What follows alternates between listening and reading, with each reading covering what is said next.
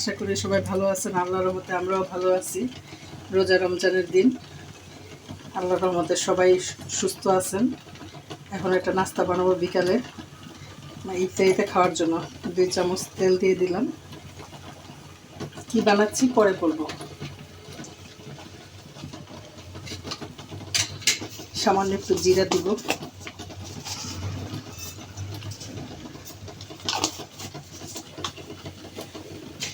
জিরাটা ভেজে নিব।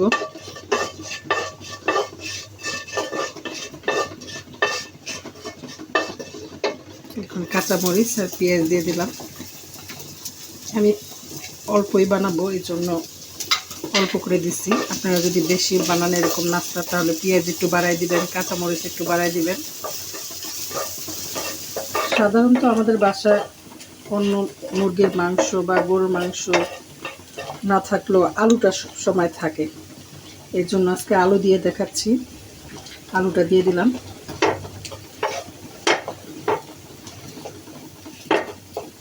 আলুটা দিয়ে একটু লবণ দিয়ে দিব, সামান্য একটু লবণ, ক্যাপসিকাম। আপনারা ইচ্ছা করলে কাঁচা টমেটো দিতে পারেন, কিন্তু আমি ওটা অত রাত্রে দিলাম না আর কি, মানে দিব না, কারণ সারাদিন পরে টমেটোটা খেলে একটু কাঁচাটা একটু ভালো লাগবে না, এই জন্য আমি সস দিতেছি।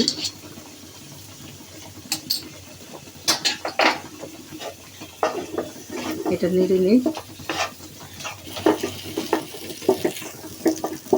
আলু আর ডিমটা সাধারণত সবার বাসায় থাকে। এখন একটা ডিম দিয়ে দিলাম আমি একদম হাত দিয়ে ভেঙে।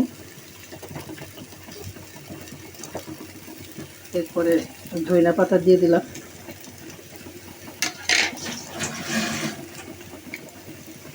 এখন এগুলো নাড়বো। সামান্য একটু চিনি দিয়ে দিব।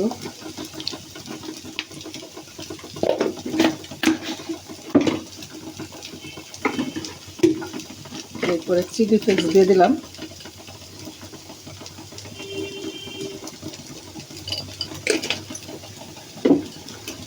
আবার একটু নেড়ে নিব। সব শেষ দিয়ে দিব একটু ঘি। ঘিটা দিলে অনেক সুন্দর গ্রান আসবে।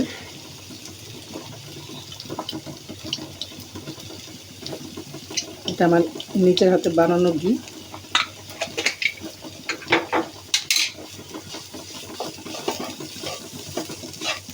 অনেক সুন্দর একটা গ্রান আসতেছে ঘি দেওয়াতে। এটা আমার রেডি হয়ে গেল। এখন এটা ঠান্ডা করে নিই। চুলা অফ করে দিলাম। আমি এখানে 4 পিস পাউরুটি নিয়েছি। মেনলি আসলে বানাচ্ছি এটা হলো ডিম আলু দিয়ে পাউরুটির স্যান্ডউইচ। এখন এটার ভিতরে আগে টমেটো সস দিয়ে নেব।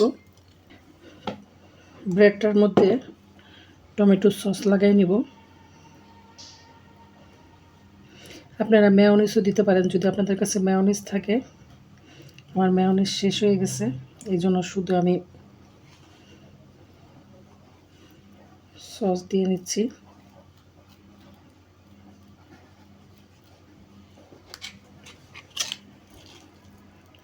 পুরটা দিয়ে দিলাম।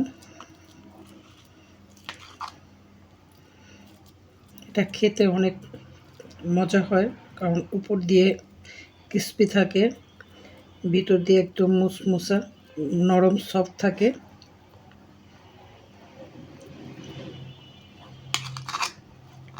এই যে আমার একটা হয়ে গেল কমপ্লিট।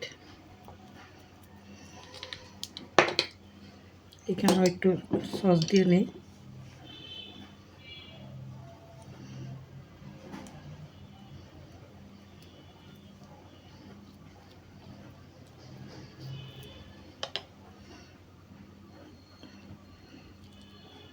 বাড়ানো হয়ে গেল একটা, তারপর আরেকটা নিচ্ছি। দুটোটা রেডি হয়ে গেল। এখন আমি এগুলা ফ্রাই করব। ময়দা নিয়ে নিলাম 2 চামচ, একটু বেশি নেব। সামান্য একটু বেসন নিয়ে নিলাম 2 চামচ।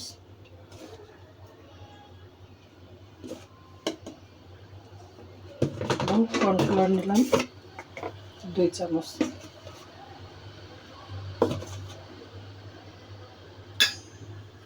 ধনিয়া দিয়ে দিলাম, ধনিয়া পাতা সামান্য, মানে 2 চামচের মতোই,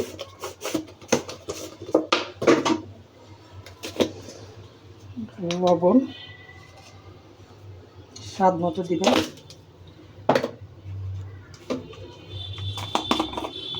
তারপরে জিরার গুঁড়া, গোলমরিচ,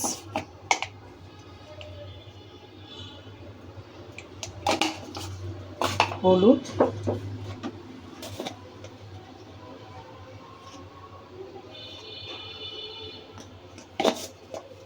সবগুলো দিয়ে এখন গোলায় নেব। আরও দিয়ে দিলাম একটু আদা রসুন, ম্যাগি মশলা, নুডলসের মশলাও দিতে পারেন ম্যাগি মশলা না থাকলে, আর একটু সয়া সস।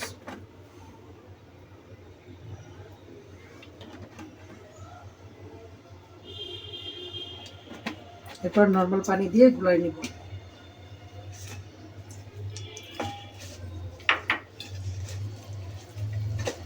বেশি পাতলাও না, আবার বেশি একদম গাঢ়ও না। এই দেখেন এরকম হবে, বেশি পাতলাও না, আবার বেশি একদম গাঢ়ও না। কড়াইতে তেল আছে, তারপর আমি আর একটু তেল দিয়ে দিলাম। বেশি ডোবা তেলে এটা ভাজতে হবে না। কড়াইতে দিয়ে দিলাম, একটু বড় করে বানাচ্ছি, পরে কেটে নেব।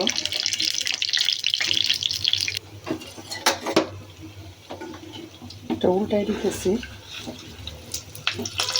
একটু সাবধানে।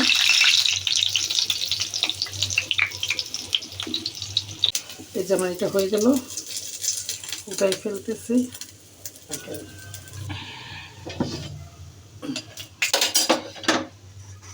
আরেকটা দিয়ে দিতেছি।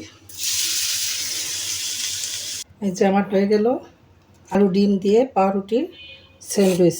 দেখেন অনেক উপর দিয়ে ক্রিসপি, ভিতর দিয়ে একদম সফট এবং নরম। একটা কেটে দেখাচ্ছি।